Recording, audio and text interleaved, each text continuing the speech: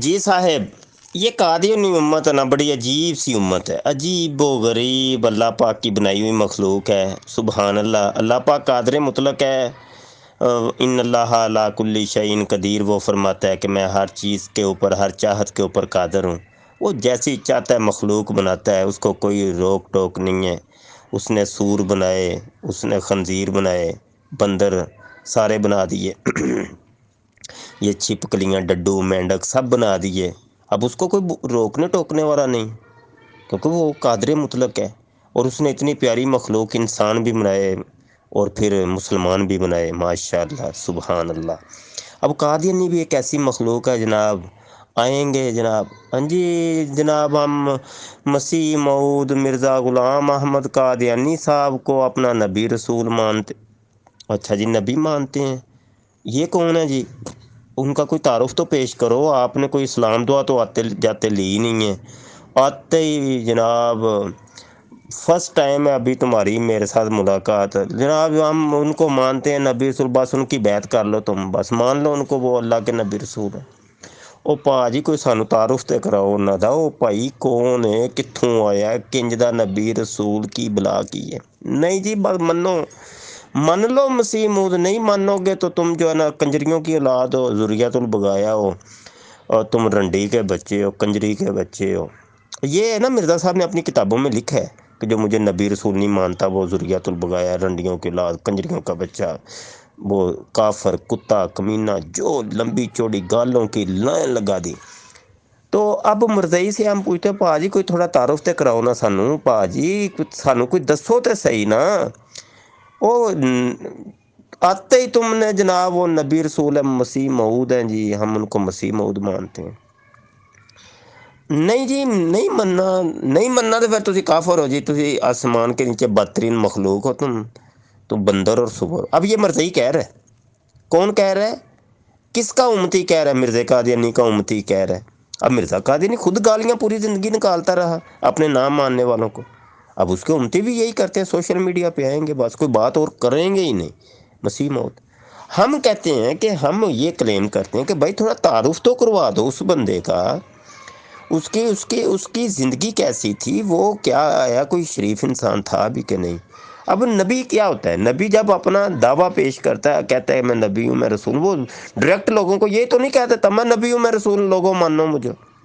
اور نبی پہلے اپنی ذات، کریکٹر پیش کرتا ہے اپنے، وہ کہتا ہے لوگوں میں تمہارے سامنے زندگی یہ گزاری ہے، میری زندگی تمہارے سامنے نمونہ ہے، کیا تم میری زندگی کے اندر کوئی نقص دیکھتے ہو؟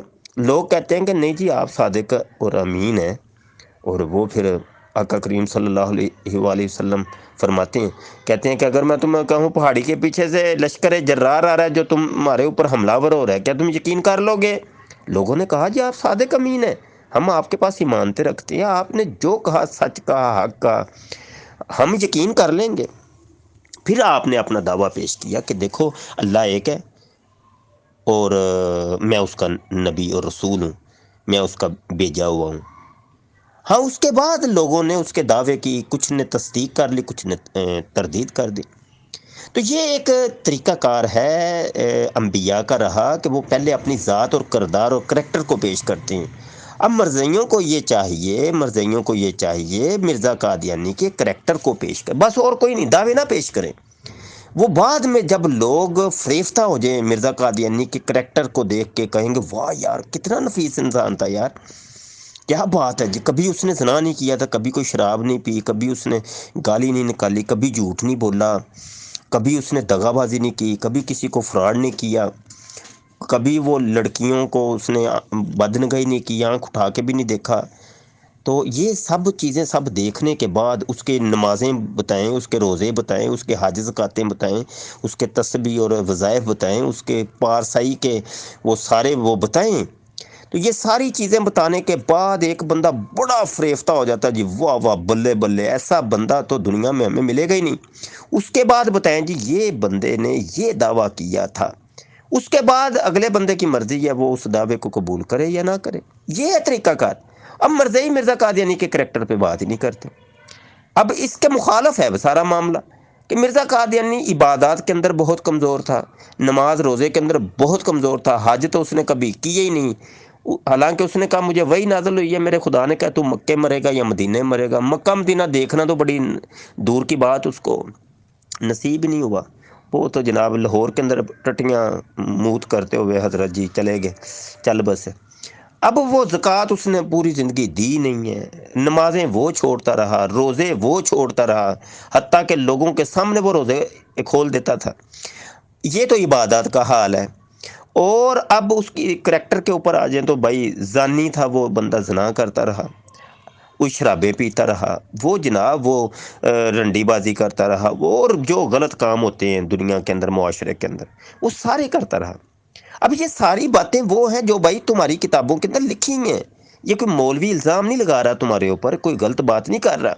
تم کہتے لو جی تم بہتان لگا رہے ہو، الزام لگا رہے ہو، لعنت اللہ علی الکاذبین۔